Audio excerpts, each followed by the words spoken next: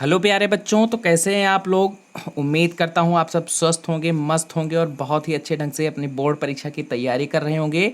बच्चों, आज मैं आप लोगों के लिए क्लास 10th का सामाजिक विज्ञान का 50 महत्वपूर्ण बहुविकल्पीय प्रश्न लेके आया हूँ। यानी आपको केवल इन्हीं 50 प्रश्नों को पढ़ लेना है और आपके बोर्ड परीक्षा में जो 20 प्रश्न बहुविकल्पीय पूछे जाते हैं इन्हीं प्रश्नों में से आएंगे। यानी ये ऐसे सिलेक्टेड प्रश्न है कि इनके आने की संभावना बच्चों बोर्ड परीक्षा में 100% है। ठीक है, तो ये बहुत ज़्यादा इंपॉर्टेंट प्रश्न है। इनको बहुत ही अच्छे ढंग से तैयार करना है। मैं बहुत ही बेहतरीन ढंग से आपको पढ़ाऊंगा और इनको तैयार कर लीजिए। जो आपका 20 नंबर का बहुविकल्पीय प्रश्न है, ठीक है, वो बोर्ड परीक्षा में तैयार हो जाएगा। यानी 70 में से आपका 20 नंबर पक्का हो जाएगा। ठीक है, तो एक एक करके सारे प्रश्नों को पढ़ते हैं। और अगर आपका सपना है 95%, 80%, 85% या फिर 90%, ठीक है, तो आप इन सारे प्रश्नों को तैयार कर लीजिए। ये मेरी गारंटी है कि आप बहुत बेहतरीन ढंग से पढ़ाई करते रहेंगे। जितना मैं बताता हूं तो आपका 90+% बोर्ड एग्जाम में जरूर आएगा। तो अब चलिए एक एक करके सारे प्रश्नों को पढ़ते हैं और वीडियो को पूरा देखिएगा क्योंकि ये वीडियो बहुत ज़्यादा इंपॉर्टेंट है आप सबके लिए। तो चलिए सबसे पहला प्रश्न आपका है फ्रांस की क्रांति हुई, यानी फ्रांस की क्रांति किस सन में हुई। तो ऑप्शन है 1788, 1789, 1790 और घा है 1787। तो जो फ्रांस की क्रांति हुई थी बच्चों वो 1789 ईस्वी में हुई थी और हम इस पर टिक कर देंगे। यानी ऑप्शन आपका खा सही है। और बोर्ड परीक्षा में जो OMR सीट आएगा हम ऐसे ही टिक करके फिर फिल करेंगे, उसमें भरेंगे। ठीक है, अब दूसरे प्रश्न पे आते हैं। प्रश्न 2 है आपका, जर्मनी के एकीकरण में मुख्य भूमिका किसकी थी। बहुत ज़्यादा इंपॉर्टेंट प्रश्न है। आपके ऑप्शन है ऑटो वान बिस्मार्क, काइजर विलियम प्रथम, हिटलर और घा नंबर है मेत्सनी। तो जर्मनी का जो एकीकरण हुआ था बच्चों उसमें मुख्य भूमिका थी ऑटो मान बिस्मार्क की। यानी इस आपके ऑप्शन का सही है और हम का पे टिक कर देंगे।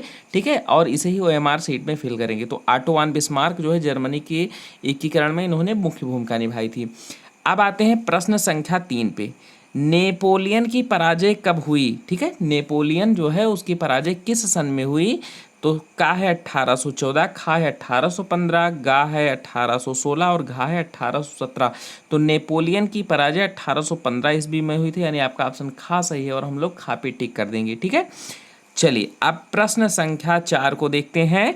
सविनय अवज्ञा आंदोलन कब चलाया गया। ये तो आपको पता है कि सविनय अवज्ञा आंदोलन जो है गांधी जी ने चलाया था। यानी बहुत ही विनम्र भाव से किसी की बातों को न मानना, उसी को सविनय अवज्ञा आंदोलन कहा गया था। लेकिन ये किस सन में चला गया। तो 1920 ईस्वी, ठीक है, खा है 1927 ईस्वी, गा है 1930 ईस्वी और घा है 1935 ईस्वी।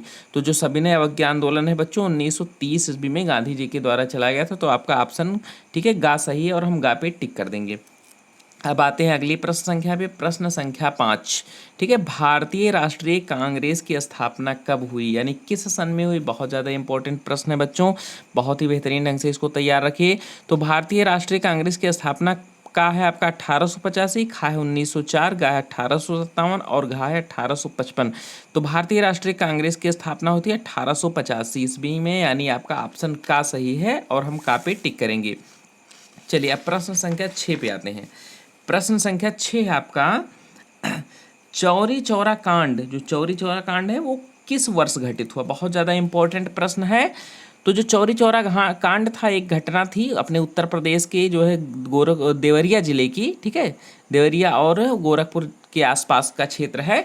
तो यहाँ पर जो है आंदोलनकारियों ने पुलिस पर जो है पुलिस वालों पर हिंसक जो है हमला कर दिया था, इसलिए जो है बहुत ज़्यादा मशहूर है। तो ये घटना 1920, 21, 22 और 25 4 सन है। तो ये 1922 ईस्वी में हुई थी और हम गा नंबर पे टिक करेंगे, यही आपका सही है। अब प्रश्न संख्या 7 पे आते हैं। प्रश्न संख्या 7 है, असहयोग आंदोलन का प्रमुख कारण क्या था। ये भी आंदोलन गांधी जी के द्वारा चलाया गया, लेकिन इसका प्रमुख कारण क्या था।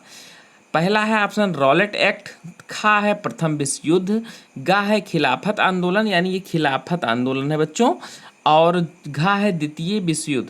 तो जो ऑप्शन गा है ये सही है, खिलाफत आंदोलन जो है इसका प्रमुख कारण था। ठीक है, किसका, असहयोग आंदोलन का। चलिए अब प्रश्न संख्या 8 पे आते हैं। प्रश्न संख्या 8 है आपका, जलियांवाला बाग कांड में गोलियां किसने चलवाई।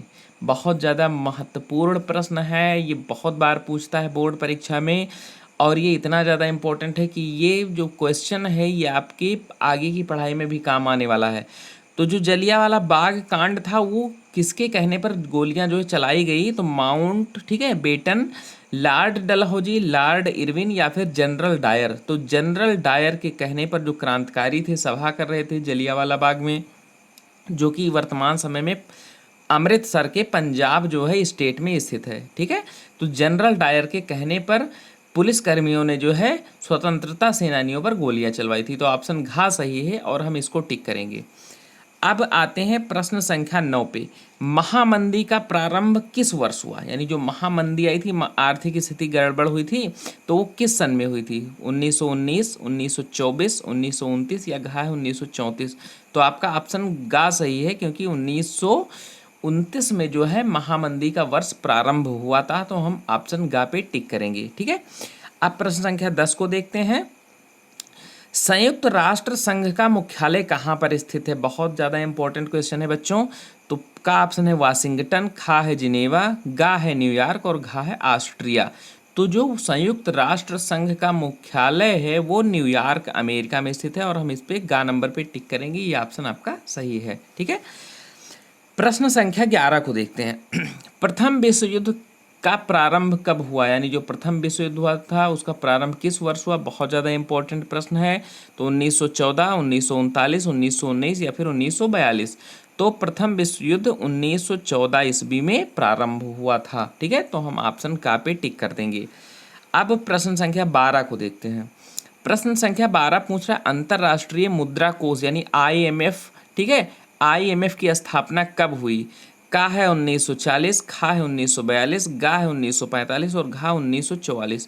तो IMF की स्थापना बच्चों 1944 ईस्वी में हुई थी। आपका ऑप्शन घा सही है और इसको हम टिक कर देंगे। ठीक है, चलिए अब प्रश्न संख्या आते हैं बच्चों प्रश्न संख्या 13 पे। प्रश्न संख्या 13 आपका क्या कह रहा है, देखिए जरा ध्यान से। औद्योगिक क्रांति किस देश में प्रारंभ हुई? यानी जो औद्योगिक क्रांति हुई थी किस देश में प्रारंभ हुई? तो अमेरिका, रूस, इंग्लैंड, चीन। तो औद्योगिक क्रांति बच्चों इंग्लैंड से प्रारंभ हुई थी और हम गा पे टिक कर देंगे, ऑप्शन गा पे। फिर है प्रश्न संख्या 14। 18वीं शताब्दी के अंत में नए युग का पहला प्रतीक किसे माना गया? यानी जब 18वीं शताब्दी का अंत था, 19वीं शताब्दी की शुरुआत, तो पहला प्रतीक जो है नए युग का किसको माना गया? गेहूं को, कपास को, सेब को, मटर को? तो बच्चों 18वीं शताब्दी के अंत में कपड़ों की बहुत ज़्यादा डिमांड थी, इसलिए कपास को जो है नए युग का प्रतीक माना गया। कपास आपका सही है, खा नंबर उस पर टिक कर देंगे। प्रश्न संख्या 15 है पुनर्जागरण की शुरुआत किस देश में हुई? बहुत ज़्यादा इंपॉर्टेंट क्वेश्चन है। तो पुनर्जागरण की शुरुआत बच्चों इटली में हुई। आपका ऑप्शन खा सही है और इसको टिक कर देंगे। फिर प्रश्न संख्या 16 है पेरियार रामास्वामी नायकर कौन थे? बहुत ज़्यादा इंपॉर्टेंट प्रश्न है बच्चों, ये बहुत बड़े किरदार थे हमारे इतिहास के। तो पेरियार रामास्वामी नायकर वैज्ञानिक थे, शिक्षाविद थे, लेखक थे, ये एक समाज सुधारक थे बच्चों। ये जो है गरीबों और मजदूरों की हकों के लिए लड़ाई लड़ते थे, बहुत बड़े समाज सुधारक थे। चलिए अब आते हैं प्रश्न संख्या 17। गुलामगिरी का लेखक कौन था? यानी गुलामगिरी नामक पुस्तक किसने लिखा? डॉक्टर BR अम्बेडकर, ज्योतिबा फुले, कैलाश वासिनी देवी या फिर रामास्वामी नायकर? तो गुलामगिरी ज्योतिबा फुले ने लिखा था। हम ऑप्शन खा पे टिक करेंगे। प्रश्न संख्या 18 को देखते हैं। पंजाब में भूमि निम्नीकरण का मुख्य कारण क्या है? यानी जो पंजाब में भूमि निम्नीकरण हुई है उसका प्रमुख कारण क्या है? तो आपका ऑप्शन का है गहन खेती यानी बहुत ज़्यादा सघन खेती के कारण, वनोन्मूलन के कारण, अधिक सिंचाई के कारण या फिर अति पशुचारण के कारण? तो जो पंजाब में भूमि निम्नीकरण हुआ वो अधिक सिंचाई के कारण। ठीक है, तो आपका ऑप्शन गा सही है और गा पे टिक कर देंगे। चलिए अब प्रश्न संख्या 19 पे आते हैं।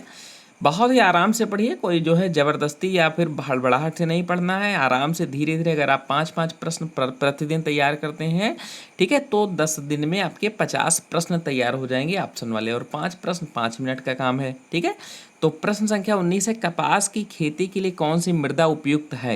यानी कपास की खेती के लिए कौन सी मिट्टी बहुत ज़्यादा उपजाऊ है, बहुत ज़्यादा उपयुक्त है? तो काली मिट्टी, लाल मिट्टी, जलोढ़ मिट्टी या फिर लेटराइट मिट्टी? तो बच्चों कपास की खेती के लिए काली मिट्टी बहुत ज़्यादा उपयोगी है। ठीक है, इसलिए इस पर हम प्रश्न जो है ऑप्शन का पे टिक कर देंगे और आपका ऑप्शन का सही है। चलिए अब प्रश्न संख्या 20 को देखते हैं। प्रश्न संख्या 20 है बच्चों आपका, निम्नलिखित में से किस राज्य में सीढ़ीदार खेती की जाती है। तो सीढ़ीदार खेती आप लोगों को पता होगा, चाय और काफ़ी के लिए जो है सीढ़ीदार खेती की जाती है, क्योंकि वहाँ पानी जो है, इन फसलों में पानी नहीं रुकना चाहिए। तो ऐसे जो है पहाड़ी क्षेत्रों में इनकी जो है उपज होती है। तो पहाड़ी क्षेत्र आपका उत्तराखंड है, तो इसमें ऑप्शन है पंजाब, हरियाणा, उत्तर प्रदेश और उत्तराखंड। तो उत्तराखंड पे टिक करेंगे, ऑप्शन घ सही है। ठीक है, अब आपका प्रश्न संख्या 21 है, भूमि एक डॉट डॉट डॉट संसाधन है, किस प्रकार का संसाधन है। तो प्राकृतिक, मानव निर्मित, सौर ऊर्जा से निर्मित, कोई नहीं। तो भूमि आप जानते हैं बच्चों एक प्राकृतिक संसाधन है, और हम ऑप्शन का पे टिक करेंगे, आपका ऑप्शन का सही है। प्रश्न संख्या 22 को देखते हैं, चिपको आंदोलन संबंधित है, यानी चिपको आंदोलन जो है वो किस चीज़ से संबंधित है। तो अगर आप लोगों को याद हो तो अब पता होना चाहिए, जो चिपको आंदोलन है बच्चों, ये पेड़ों को पहले जब अंधाधुंध कटाई होने लगी सरकार के द्वारा, जो वहाँ के मूल निवासी यानी जो आदिवासी थे वो पेड़ों से जाके चिपक जाते थे और पेड़ों की रक्षा करते थे। ठीक है, तो ये मृदा संरक्षण, वन रक्षण, जल संरक्षण, वायु संरक्षण, तो ये वन संरक्षण से संबंधित है चिपको आंदोलन। यानी पेड़ों को पकड़ के चिपक जाते थे बच्चे, बूढ़े, ठीक है, औरतें, और पेड़ों को नहीं काटने देते थे, तो वहीं से चिपको आंदोलन संबंधित है। चलिए अब प्रश्न संख्या 23 को देखते हैं, सुंदरवन राष्ट्रीय पार्क किस राज्य में स्थित है। तो सुंदरवन राष्ट्रीय पार्क है बच्चों वो असम, उड़ीसा, पश्चिम बंगाल और मध्य प्रदेश, 4 ऑप्शन है। तो जो सुंदरवन राष्ट्रीय पार्क है वो पश्चिम बंगाल में स्थित है, आपका ऑप्शन गा सही है और गा पे टिक कर देंगे। चलिए अब आते हैं प्रश्न संख्या 24 पे, हरा सोना निम्नलिखित में से किसे कहा जाता है। यानी जो हरा सोना है वो किस चीज़ को कहते हैं। तो प्राकृतिक वनस्पति है, घास के मैदान है, हरे पेड़ पौधे हैं या सघन झाड़ी। तो बच्चों जितनी भी प्राकृतिक वनस्पतियां हैं, ठीक है, वो जड़ी बूटियों से लेकर पेड़ पौधे फसलें सब जो है उसमें सम्मिलित है, तो उसी को हरा सोना कहते हैं। इसलिए प्राकृतिक वनस्पति ऑप्शन का सही है, और का प्राकृतिक वनस्पति पे टिक कर देंगे। चलो अब प्रश्न संख्या 25 को देखते हैं, सलाल बांध किस नदी पर बना है। बहुत ज़्यादा इंपॉर्टेंट प्रश्न है, यानी जो सलाल नामक बांध है किस नदी पर बना हुआ है। महानदी, चिनाब नदी, सतलज नदी, कृष्णा नदी। तो ये चिनाब नदी पे है बच्चों, ठीक है, चिनाब नदी पे है सलाल नामक बांध, तो हम चिनाब पे टिक कर देंगे। प्रश्न संख्या 26 को देखते हैं, जलमंडल का कितना प्रतिशत ठीक है भाग जल समुद्री जल के रूप में है। यानी जो जलमंडल है उसका कितना प्रतिशत भाग समुद्री जल है, समुद्री जल के रूप में उपलब्ध है।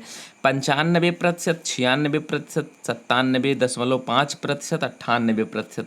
तो बच्चों समुद्री जल के रूप में जो है लगभग 97.5% भाग जो है समुद्र के जल के रूप में उपलब्ध है। ठीक है, ये पीने योग्य नहीं होता, एकदम से खारा होता है। तो ऑप्शन आपका गा सही है और गा पे टिक कर देंगे। ठीक है, तो इस तरीके से प्रश्न संख्या 26 हो गया। अब देखते हैं प्रश्न संख्या 27 को। प्रश्न संख्या 27 है, इनमें से कौन रबी की फसल है। यानी रबी की फसल इनमें से कौन सी है। चावल, मोटे अनाज, चना यानी काला चना या कपास। तो जो रबी की फसल है बच्चों वो काला चना है, और हम ऑप्शन गा पे टिक करेंगे। ठीक है, बहुत ज़्यादा ये सारे के सारे प्रश्न ऐसे हैं जो आपको बोर्ड परीक्षा में मिलेंगे। ठीक है, इसको हल्के में मत लीजिए, तैयार रखिए आप, एकदम मेरी गारंटी है कि बोर्ड परीक्षा में पेपर को बहुत अच्छे से सॉल्व करके आएंगे।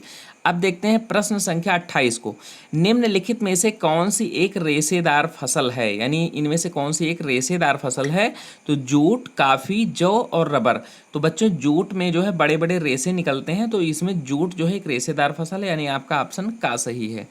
चलो प्रश्न संख्या 29 को देखते हैं, कीर्तन दहन कृषि यानी झूम कृषि, जो कीर्तन दहन कृषि है उसको झूम कृषि भी कहते हैं, निम्नलिखित में से किस राज्य में पाई जाती है। तो उत्तर प्रदेश, राजस्थान, उत्तराखंड या फिर मिजोरम। तो जो झूम कृषि है बच्चों मिजोरम में पाई जाती है, ऑप्शन घा सही है और हम घा पे टिक करेंगे। चलो प्रश्न संख्या 30 को देखते हैं, भूदान आंदोलन किसके द्वारा आरंभ किया गया। यानी कौन से ऐसे नेता थे जिनके द्वारा भूदान आंदोलन प्रारंभ किया गया। यानी किसानों के लिए बड़ा राहत का काम किया, जो जहां खेती करता था उसको उतना खेत दे दिया गया। तो महात्मा गांधी, जवाहरलाल नेहरू, विनोबा भावे और इंदिरा गांधी। तो विनोबा भावे ने जो है भूदान आंदोलन प्रारंभ किया था, ऑप्शन गा सही है और गा पे टिक करेंगे। अब प्रश्न संख्या 31 पे आते हैं। मुंबई हाई प्रसिद्ध है, बहुत ज़्यादा इंपॉर्टेंट क्वेश्चन है, BBIP बच्चों। तो मुंबई हाई किसके लिए प्रसिद्ध है? तेल शोधक कारखानों यानी पेट्रोलियम के लिए, फिल्मी सिटी के लिए। तो अब जानते हैं मुंबई फिल्म सिटी के लिए, लेकिन यहाँ मुंबई हाई की बात हो रही है, ध्यान रखना। गेटवे ऑफ इंडिया के लिए या फिर उपयुक्त में से कोई नहीं। तो तेल शोधक कारखानों के लिए मुंबई हाई प्रसिद्ध है। मुंबई नगरी की बात नहीं हो रही, फिल्म नगरी मुंबई हाई, जो कि तेल शोधक कारखानों यानी पेट्रोलियम के लिए प्रसिद्ध है। तो ऑप्शन का सही है और इस पर टिक करेंगे, ठीक है। चलो प्रश्न संख्या 32 पे आते हैं। निम्नलिखित में से कौन सा ऊर्जा का परंपरागत स्रोत है, यानी ऊर्जा का परंपरागत स्रोत इनमें से कौन सा है? तो का है सौर ऊर्जा, खा है कोयला, गा है पवन ऊर्जा और घा है ज्वारीय ऊर्जा। तो बच्चों ऊर्जा का जो परंपरागत स्रोत है वो कोयला है और आपका ऑप्शन खा सही है और खा पे टिक कर देंगे। अब देखते हैं प्रश्न संख्या 33। निम्नलिखित में से कौन सा खनिज आधारभूत है, यानी जो मूल है आधारभूत है वो कौन सा खनिज है, ठीक है। तो मैग्नीज, अभ्रक, लौह अयस्क या तांबा। तो खनिजों से जो अयस्क निकाला जाता है यानी लौह अयस्क, ये सारे खनिजों का आधारभूत है। यानी अगर लोहा को हटा दिया जाए तो हमारा सारा काम रुक जाएगा। आप देखते हैं एक सुई से लेकर एक हवाई जहाज़ और पानी वाली इतनी बड़ी जहाज़ तक सब में जो है लोहे का उपयोग किया जाता है। तो लोहा जो है वो खनिज का आधारभूत है, ठीक है। तो आपका ऑप्शन गा सही है और गा पे टिक कर देंगे। अब आते हैं प्रश्न संख्या 34 पे, ठीक है। प्रश्न संख्या 34, चलिए प्रश्न संख्या 34 क्या है? एंथ्रेसाइट का संबंध किस खनिज से है, यानी जो एंथ्रेसाइट है उसका संबंध किस खनिज से माना गया है? तो तांबा, सोना, बॉक्साइट या फिर कोयला। तो एंथ्रेसाइट का संबंध कोयला से है, आपका ऑप्शन घा सही है और घा पे टिक करेंगे, ठीक है। प्रश्न संख्या 35 को देखते हैं। आग्नेय चट्टानों में पाया जाने वाला खनिज है, यानी जो आग्नेय चट्टानें होती हैं उसमें कौन सा खनिज पाया जाता है? तो ऑप्शन है फास्फेट, नमक, जस्ता और ग्रेफाइट यानी लवण। तो आग्नेय चट्टानों में बच्चों जस्ता पाया जाता है, ठीक है, जस्ता, ठीक है। तो आपका ऑप्शन गा सही है और गा पे टिक कर देंगे। अब देखते हैं प्रश्न संख्या 36 को। निम्नलिखित में से कौन सा एक आधारभूत उद्योग है? चाय, गन्ना, लौह इस्पात उद्योग, जूट। तो बच्चों ये सारी की सारी तो फसलें हैं, हाँ इनमें ये भी उद्योगों में कारखानों के अंतर्गत ही आती हैं, लेकिन इसमें आधारभूत उद्योग की बात हो रही है। तो लौह इस्पात उद्योग को आधारभूत उद्योग माना गया है। जब आधारभूत, जो अभी मैंने एक प्रश्न आपको पढ़ाया है कि जो है आधारभूत खनिज, तो लौह अयस्क, तो आधारभूत उद्योग लौह इस्पात उद्योग, ठीक है। आपका ऑप्शन गा सही है। प्रश्न संख्या 37 को देखो। निम्नलिखित में से कौन सा उद्योग, ठीक है, चूना पत्थर को कच्चे माल के रूप में प्रयुक्त करता है? यानी चूना पत्थर जो होता है उसको कौन सा उद्योग अपने रॉ मटेरियल कच्चे माल के रूप में प्रयुक्त करता है? एल्यूमिनियम, सीमेंट, चीनी मोटर गाड़ी। तो चीनी मोटर गाड़ी और एल्यूमिनियम में चूना पत्थर का प्रयोग होता ही नहीं है। तो यानी सीमेंट आपका ऑप्शन खा सही है और खा पे टिक कर देंगे, क्योंकि सीमेंट एक ऐसा पदार्थ है जो आप कच्चे माल के रूप में चूना पत्थर का उपयोग करता है। अब देखते हैं प्रश्न संख्या 38 को। निम्नलिखित में से किस वस्तु का निर्यातक भारत नहीं है, यानी भारत इनमें से किस वस्तु का निर्यात नहीं करता है, ठीक है, निर्यात नहीं करता। तो काफ़ी, उर्वरक, तंबाकू और चाय। तो बच्चों काफ़ी, तंबाकू और चाय तो भारत में ही पैदा होती है, तो इसका निर्यात करेगा, ये बाहर विदेशों में भेजेगा। लेकिन उर्वरक जो है, उर्वरक भारत में पर्याप्त मात्रा में नहीं इसका उत्पादन हो पाता है, इसलिए इसका निर्यात नहीं बल्कि इसका आयात करता है, विदेशों से अपने भारत में मंगाता है, ठीक है। खास करके रूस से, रसिया से जो है आपका नाइट्रोजन और पोटास, ये दो ऐसे उर्वरक हैं जो रसिया से बहुत ज़्यादा मात्रा में मंगाए जाते हैं, तो इसका आयात करता है, निर्यातक नहीं है। तो आपका ऑप्शन खा सही है और इस पर टिक कर देंगे। प्रश्न संख्या 39 को देखते हैं। श्रीलंका में कौन सा बहुसंख्यक वर्ग है, यानी श्रीलंका में कौन सा ऐसा वर्ग है जो बहुसंख्यक है? तमिल, ईसाई, सिंघली और मुस्लिम। तो मुस्लिम बहुत कम है, ईसाई भी बहुत कम है, तमिल है कुछ लेकिन ये माइनॉरिटी में है। मेजॉरिटी में सिंघली है, सिंघली जैसे अपने यहाँ बहुजन समाज है, ठीक है, ओबीसी समाज, अदर बैकवर्ड कास्ट, तो इन ये बहुसंख्यक हैं अपने यहाँ। तो ऐसे जो है वहाँ सिंघली, एक जो है सिंघली प्रजाति है, सिंघली जाति है जो वहाँ बहुत ज़्यादा उनकी संख्या है, तो वो बहुसंख्यक वर्ग है, ठीक है।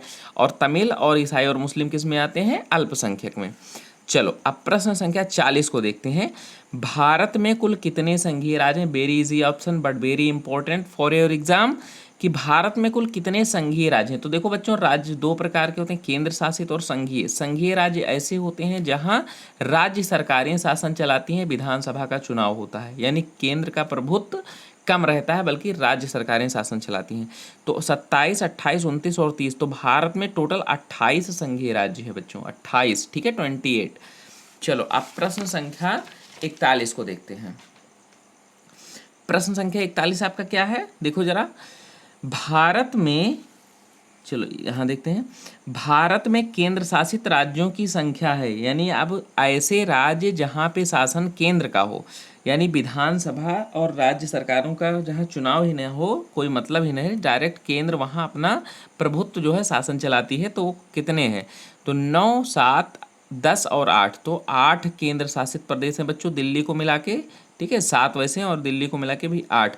तो इस प्रकार से आपका ऑप्शन घ सही है और इस पे जो है हम टिक करेंगे। अब प्रश्न संख्या 42 को देखते हैं। भारत में यहाँ औरतों के लिए आरक्षण की व्यवस्था है। भारत में जो है औरतों के लिए आरक्षण की व्यवस्था किस चीज़ में है, तो का लोकसभा, खा विधानसभा, गा मंत्रिमंडल और घा पंचायती राज्य संस्थाएं। तो बच्चों जितनी पंचायती राज्य संस्थाएं सब में औरतों के लिए आरक्षण की व्यवस्था है, तो आपका ऑप्शन घा सही है और घा पे टिक कर देंगे। अब प्रश्न संख्या 43 पे आते हैं, 43, ठीक है। प्रश्न संख्या 43 है, इनमें से कौन सा बहुजन समाज पार्टी के संस्थापक हैं, यानी इनमें से कौन बहुजन समाज पार्टी के संस्थापक हैं।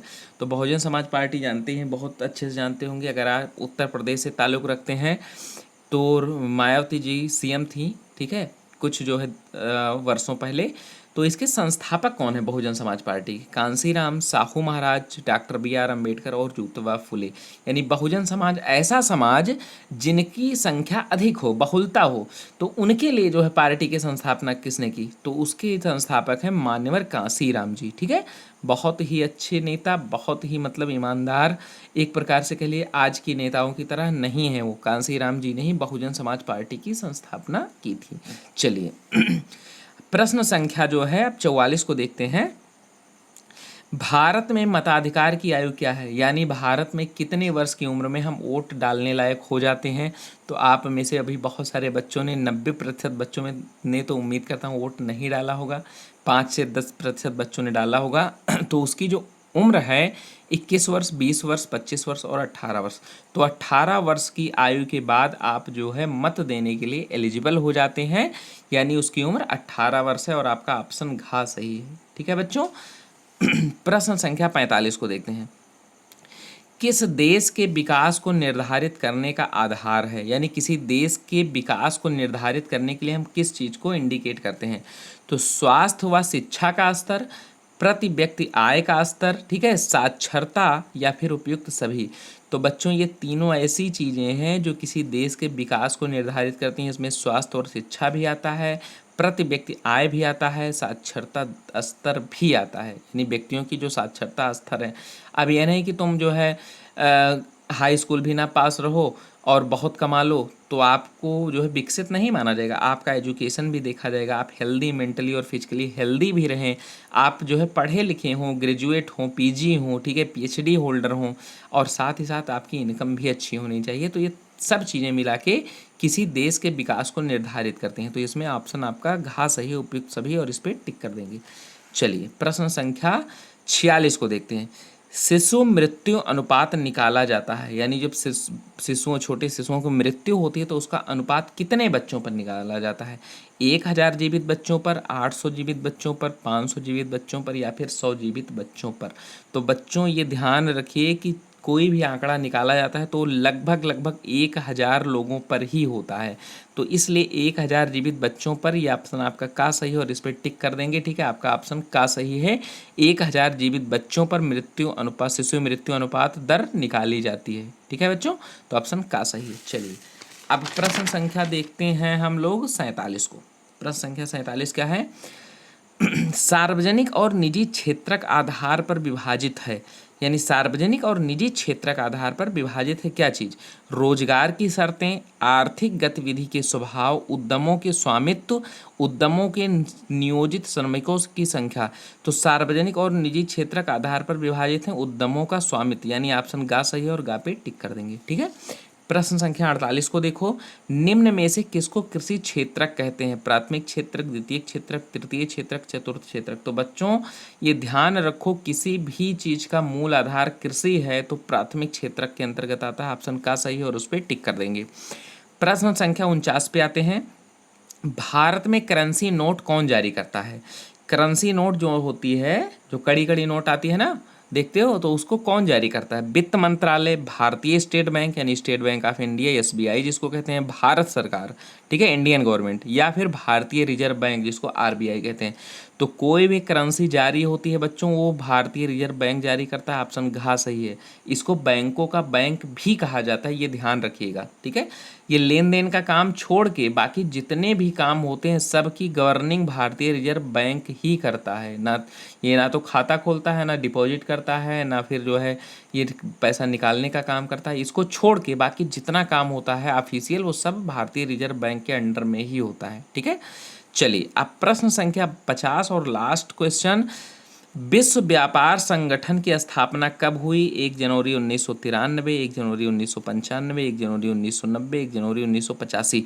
तो बच्चों विश्व व्यापार संगठन, ठीक है, इसकी जो है स्थापना हुई थी 1 जनवरी 1995। आपका ऑप्शन खा सही है। तो बच्चों ये इतने इंपॉर्टेंट बीबीआईपी क्वेश्चन हैं आपके बोर्ड परीक्षा के लिए, इनको बहुत अच्छे से तैयार कर लो, ठीक है, क्योंकि ये ऐसे प्रश्न हैं कि आप इनको तैयार कर लेते हो तो आपका 70 में से 20 नंबर जो है बोर्ड परीक्षा में पक्का हो जाएगा, ठीक है। तो बच्चों वीडियो को लाइक कर दो और प्लीज़ चैनल को सब्सक्राइब कर दो और बेल आइकन को ज़रूर प्रेस कर दो, ताकि आपको आने वाली ऐसी ही नॉलेजफुल वीडियो आगे भी मिलती रहे। जय हिंद, वंदे मातरम।